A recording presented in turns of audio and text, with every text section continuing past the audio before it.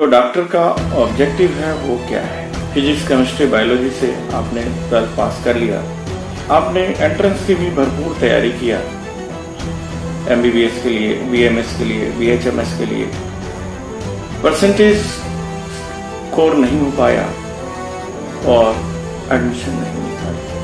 Doctor बनेंगे तो जरूर बनेंगे। ऐसी स्थिति में आपको मैं BNYS के बारे में बता रहा हूं।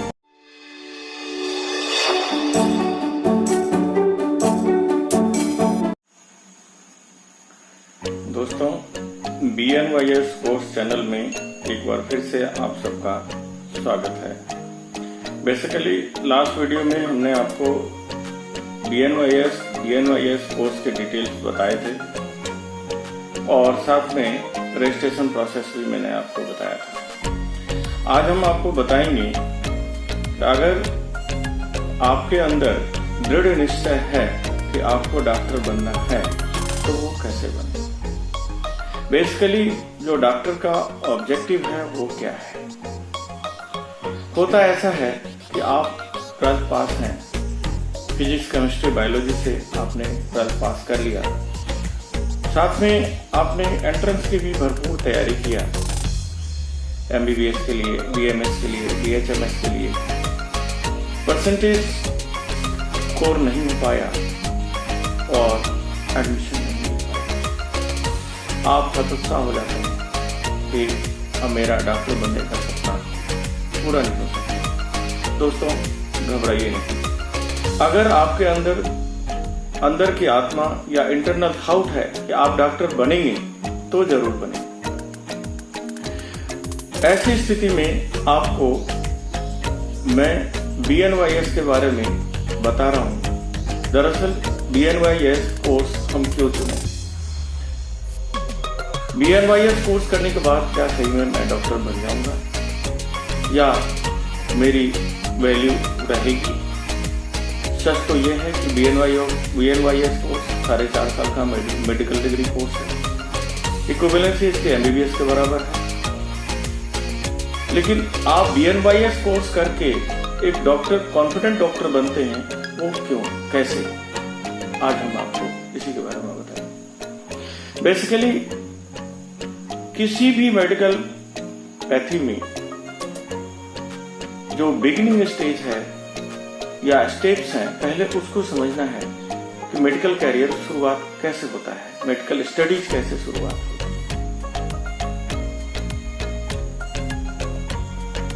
सबसे पहला जिसमें आपको एनाटॉमी का ज्ञान होता है। एनाटॉमी का मतलब study about the body structure, यानी आपके शरीर में कितने हड्डियां हैं, कौन से हड्डियां कहाँ पे है, बॉडी स्ट्रक्चर्स का क्या फॉर्मेट है, स्केलेटल सिस्टम में क्या क्या है, वो सारी चीज आप एनाटॉमी में पढ़ते हैं, जिसको हम बेस बोलते हैं, मेडिकल साइंस का बेस बोलते हैं। बेसिकली होता क्या है, एनाटॉमी स्टडी इंटरेस्टलेस है क्योंकि इसमें बहुत सारी चीजें पढ़ना होता है जिसमें आपको कुछ अट्रैक्टिव नहीं दिखेगा। लेकिन सबसे शुरुआत जिसको बोलते हैं, बेस बोलते हैं, वो एनाटॉमी। नेक्स्ट स्टेज आता है फिजियोलॉजी का। फिजियोलॉजी में आप बॉडी से related functionality, metabolic functions, tissues, hormones, systems जो हमारे बॉडी से ओरिजिनेटेड सिस्टम्स हैं, circulatory system, digestive system, nervous system, etc. तो इन सब के बारे में स्टडी करते हैं फिजियोलॉजी। दूसरा स्टेज, अब आपके स्टेज ऐसा आ गया कि आप बॉडी स्ट्रक्चर्स के बारे में समझते। नेक्स्ट स्टेज आता है जिसमें पैथोलॉजी एक वास्ट सब्जेक्ट है जिसमें आप ये कहेंगे कि जिससे डायग्नोसिस जुड़ा हुआ है। डायग्नोसिस हम इसलिए कह रहे हैं कि आज का मॉडर्न पैथी में, चाहे आप एक्यूप्रेशर यूज कर रहे हैं, चाहे आप नेचुरोपैथी यूज कर रहे हैं, चाहे आप BMS आयुर्वेदा यूज कर रहे हैं, MBBS यानी एलोपैथी यूज कर रहे हैं, आप किसी भी पैथी का डॉक्टर हैं, डायग्नोसिस आपका बैकबोन है। बेसिकली जो BNYS कोर्स है, इसमें आपको वो सारी चीज, जैसे आपको मैंने बताया एनाटॉमी, फिजियोलॉजी, पैथोलॉजी, माइक्रोबायोलॉजी, ये सब सारी चीजें तो कराई जाती है। डायग्नोसिस का पूरा ध्यान दिया जाता है, यानी आप आधा डॉक्टर तो वहीं बन जाते हैं। यानी अगर आपको डायग्नोसिस में for example blood test, urine test, stool test,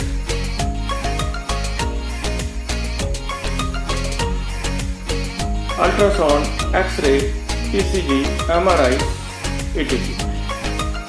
ये जितनी भी प्रकार के मेडिकल टेस्ट होते हैं, इस टेस्ट का एक ही ऑब्जेक्ट है। कोई भी टेस्ट आपका ट्रीटमेंट नहीं है, ये इसका एक ही ऑब्जेक्ट है कि आपको इंफॉर्मेशन देता है डायग्नोस करके कि बीमारी ये, पेशेंट को ये बीमारी।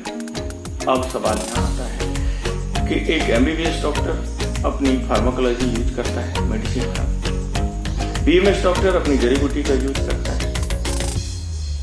आप नेचुरोपैथी डॉक्टर हैं, आप नेचुरोपैथिक ट्रीटमेंट करेंगे, योगा ट्रीटमेंट करेंगे, लेकिन आपका स्टेज क्या है। अब यहाँ पे बात आ जाती है पेशेंट का। अगर पेशेंट का स्टेज एक्यूट है या क्रॉनिक है या क्रिटिकल है, ये तीनों स्टेज को आपको देखना है। आपका वर्क एक्यूट स्टेज से ही शुरू हो जाता है। अगर आप एक्यूट स्टेज में बीमारी को पकड़ते हैं तो आप अपनी योगा साइंस से, अपने नेचुरोपैथ मेडिसिन से, यानी आप कह सकते हैं लिविंग स्टाइल, पेशेंट को लिविंग स्टाइल सिखाना। अगर उनसे आपकी स्टेबिलिटी, इतना इम्यून सिस्टम डेवलप हो जाता है पेशेंट का, जो क्रॉनिक तो होगा ही नहीं, लेकिन ऐसा नहीं होता। आपके पास एक्यूट सिस्टम में तो पेशेंट आता ही नहीं। इंडियन सिस्टम में, इंडिया में देखा गया है कि जब तक पेशेंट क्रिटिकल सिचुएशन यानी क्रॉनिक में नहीं आता, अब वो समझ लेता है कि आगे मैं कुछ कर नहीं सकता, तब तक आपके पास नहीं आता। तो क्रॉनिक स्टेज में भी आप रिवाइव करा सकते हैं, पर थोड़ा लंबा वक्त लगता है।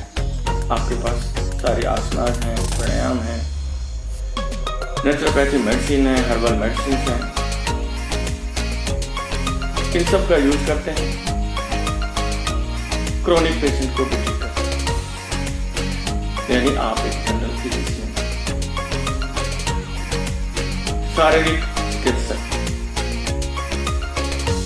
सेकेंड स्टेज है, अगर पेशेंट क्रिटिकल सिचुएशन में है, फिर तो उसको वेंटिलेटर चाहिए, यानी उस पेशेंट को आप ट्रीटमेंट नहीं करेंगे, क्योंकि वो पेशेंट सीधा बड़े हॉस्पिटल्स में जाएंगे, बड़े डॉक्टर्स, या तो सर्जरी का केस होगा वो, या वो